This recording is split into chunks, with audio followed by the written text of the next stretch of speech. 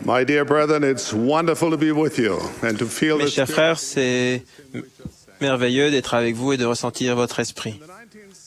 Dans les années 1960, un professeur de l'université de Stanford a entrepris une expérience modeste visant à tester la volonté d'enfants de 4 ans.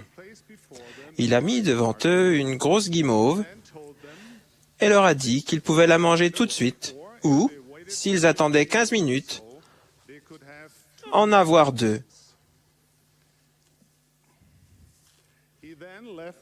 Puis, il a laissé les enfants tout seuls et, de derrière un miroir sans teint, il a regardé ce qui se passait. Certains des enfants ont mangé tout de suite la guimauve, d'autres n'ont pu attendre que quelques minutes avant de succomber à la tentation. Il n'y en a eu que 30% qui ont pu attendre. C'était une expérience modérément intéressante et le professeur est passé à d'autres domaines de la recherche car, selon ses propres termes, il n'y a qu'un nombre limité de choses que l'on peut faire avec des enfants qui essaient de ne pas manger de guimauve. Mais au fil du temps,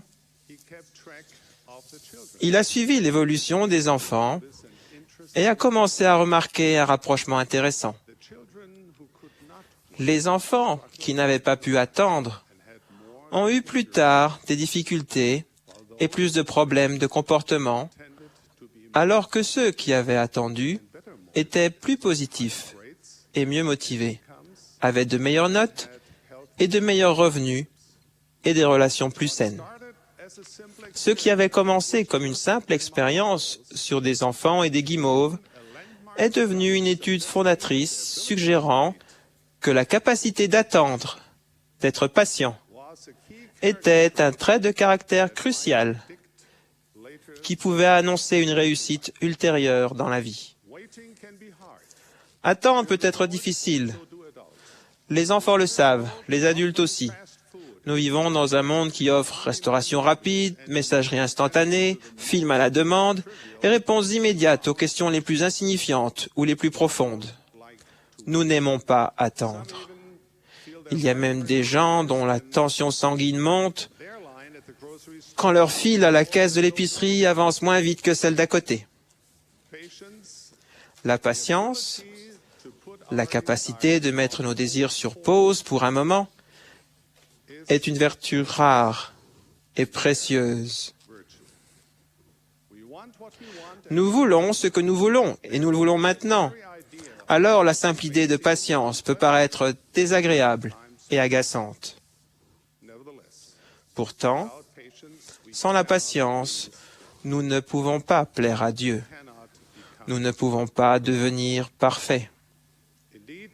En effet, la patience est un processus purificateur qui affine l'intelligence, concentre les actions, rend plus heureux et procure un espoir de paix.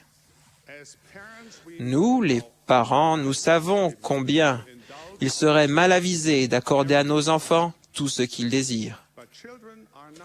Mais les enfants ne sont pas les seuls qui se gâtent quand on leur accorde immédiatement ce qui leur fait plaisir. Notre Père Céleste sait ce que les bons parents comprennent avec le temps. Pour que les enfants mûrissent et atteignent leur potentiel, ils doivent apprendre à attendre.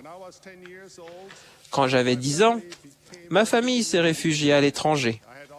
J'avais toujours été un bon élève, c'est-à-dire jusqu'à ce que nous arrivions en Allemagne de l'Ouest. Là, mon expérience éducative a été nettement différente. La géographie qu'on nous enseignait dans mon école était nouvelle pour moi. L'histoire aussi était très différente. Avant, j'apprenais le russe comme deuxième langue. À présent, c'était l'anglais. C'était difficile pour moi. Il y avait des moments où je croyais vraiment que ma langue n'était tout simplement pas faite pour parler l'anglais. Parce qu'il y avait tant de choses dans le programme qui étaient nouvelles et étranges pour moi, je suis resté à la traîne.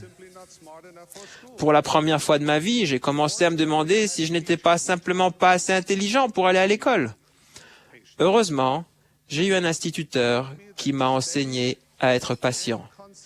Il m'a appris que le travail régulier et soutenu, la persévérance patiente, m'aiderait à apprendre. Avec le temps, des disciplines qui étaient difficiles sont devenues plus claires, même l'anglais. Petit à petit, j'ai commencé à me rendre compte qu'en m'appliquant régulièrement, je pouvais apprendre. Cela ne s'est pas produit tout de suite, mais avec de la patience, c'est arrivé. Cette expérience m'a appris que la patience était bien plus que simplement attendre que quelque chose arrive. La patience demandait de travailler activement à des buts de valeur et de ne pas se décourager quand les résultats n'arrivaient pas tout de suite ou sans effort. Voici un concept important. La patience n'est pas une résignation passive, ni une inaction causée par nos peurs.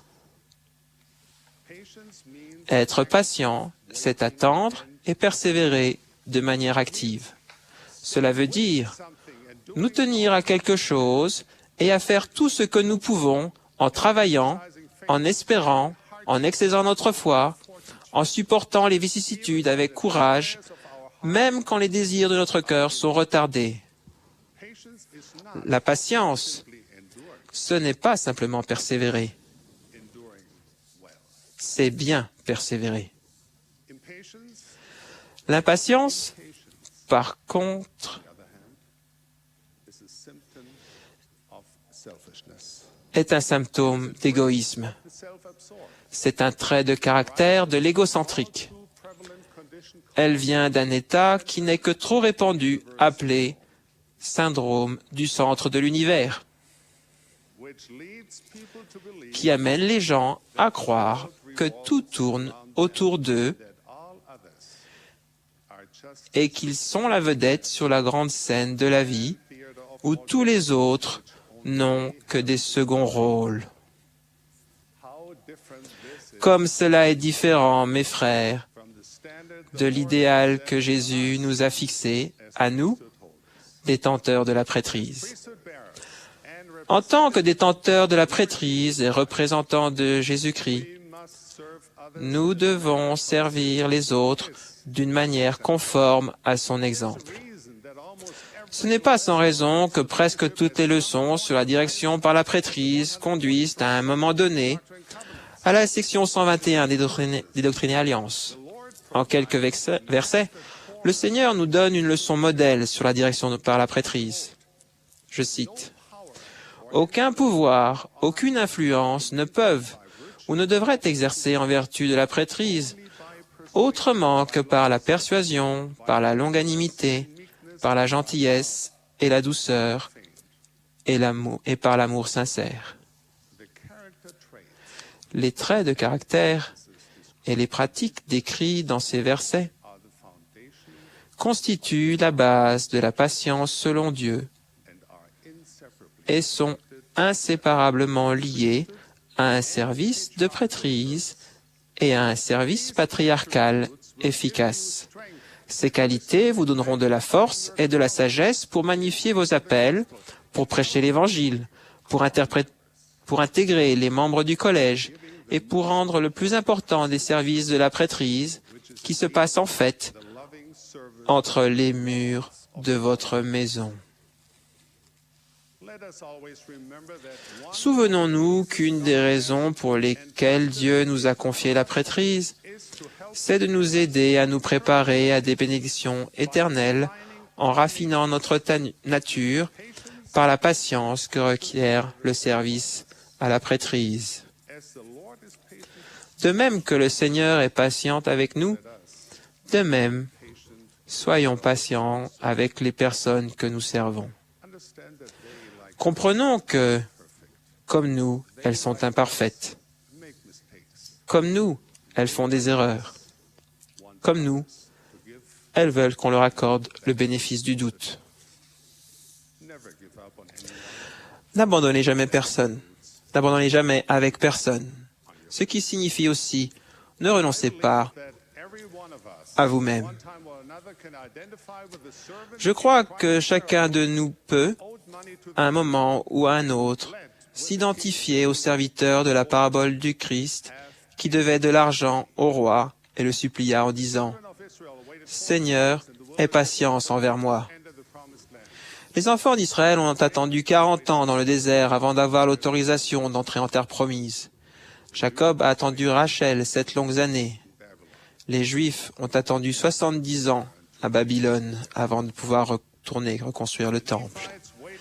Les Néphites ont attendu un signe de la naissance du Christ tout en sachant que si le signe n'arrivait pas, ils périraient.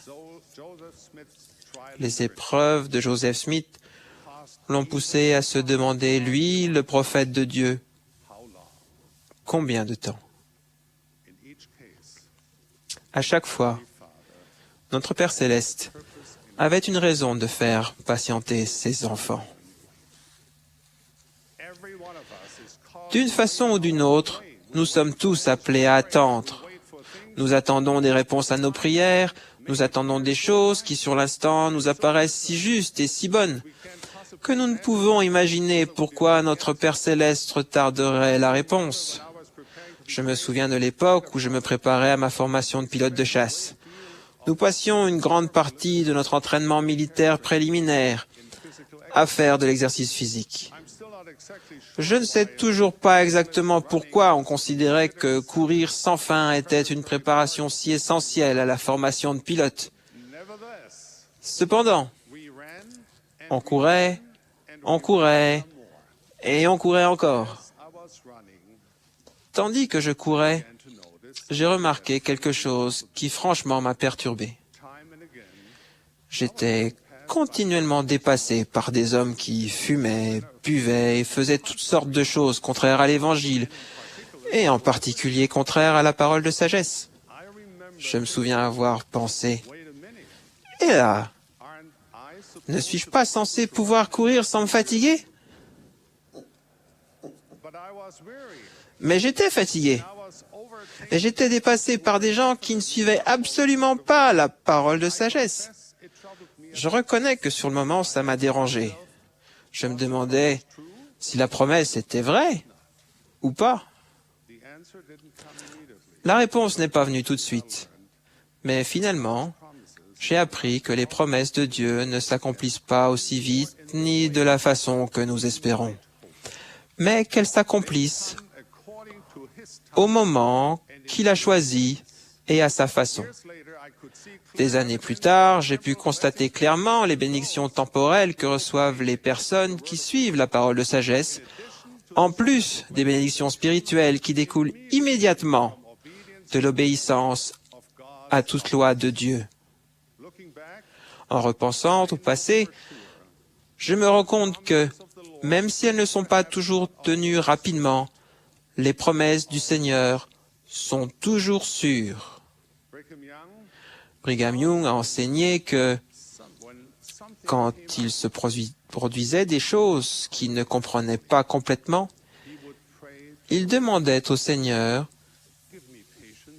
de lui accorder la patience d'attendre jusqu'à ce qu'il puisse comprendre par lui-même. Puis Brigham Young continuait de prier jusqu'à ce qu'il comprenne. Nous devons apprendre que dans le plan du Seigneur, notre compréhension vient ligne sur ligne, précepte sur précepte. En bref, la connaissance et la compréhension s'obtiennent au prix de la patience. Il arrivera souvent que nous ne comprendrons les vallées profondes de notre présent qu'en nous retournant pour les contempler une fois que nous avons atteint les sommets de nos expériences à venir. Souvent, nous ne pouvons voir la main du Seigneur dans notre vie que longtemps après que nos expériences sont terminées. Les moments les plus difficiles de notre vie sont souvent les pierres indispensables au fondement de notre personnalité et qui vont paver le chemin vers des possibilités, notre compréhension et notre bonheur futur. La patience est un attribut divin qui peut guérir les âmes, ouvrir des trésors de connaissances et transformer les hommes et les femmes en saints et en anges.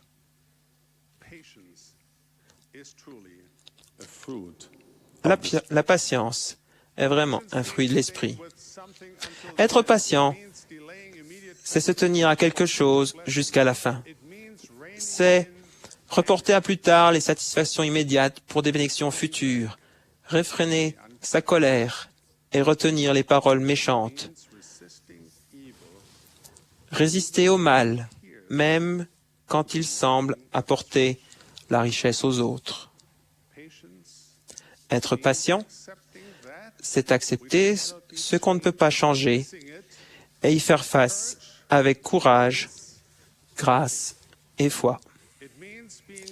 C'est être disposé à se soumettre à tout ce que le Seigneur juge bon de nous infliger, tout comme un enfant se soumet à son Père. En fin de compte, être patient, c'est être ferme, constant et immuable à garder les commandements du Seigneur chaque heure de chaque jour, même quand c'est difficile. Comme l'a dit Jean le Révélateur, c'est ici la patience des saints qui gardent les commandements de Dieu et la foi en Jésus. La patience est un processus qui amène la perfection. Le Sauveur lui-même a dit, « Par votre patience, vous possédez votre âme. » Ou, pour utiliser une autre traduction du texte grec, « Par votre patience, vous acquérez la maîtrise de votre âme. » Être patient, c'est demeurer dans la foi, sachant que parfois, c'est l'attente, non le fait de recevoir, qui nous fait progresser le plus. C'était vrai du temps du Sauveur. C'est encore vrai aujourd'hui, car il nous est commandé en ces derniers jours de persévérer avec patience jusqu'à ce que vous soyez rendus parfaits. Pour paraphraser le psalmiste d'autrefois, si nous mettons en l'Éternel notre espérance, il s'inclinera vers nous. Il écoutera nos supplications. Il nous retirera de la fosse de la destruction et dressera nos pieds sur le roc. Il mettra un nouveau chant dans notre bouche et nous louerons notre Dieu. Beaucoup autour de nous le verront et ils placeront leur confiance dans le Seigneur. Mes chers frères, l'exercice de la patience se résume à ceci. Observer les commandements, avoir confiance en Dieu notre Père Céleste, le servir avec humilité et un amour semblable à celui du Christ, faire preuve de foi et d'espérance au Sauveur et ne jamais abandonner. Les leçons que nous retirerons de notre patience formeront notre caractère, élèveront notre vie et augmenteront notre bonheur. Elles nous aideront à devenir de dignes détenteurs de la prêtrise et des disciples fidèles de notre Maître Jésus-Christ. Je prie pour que la patience devienne notre caractéristique fondamentale. À nous qui sommes détenteurs de la prêtrise du Dieu Tout-Puissant, pour que nous fassions courageusement confiance aux promesses du Seigneur et à son calendrier, que nous agissions envers les autres avec la patience et la compassion que nous souhaitons pour nous-mêmes, et que nous persévérions avec patience jusqu'à ce que nous soyons rendus parfaits. Au nom sacré de Jésus-Christ. Amen.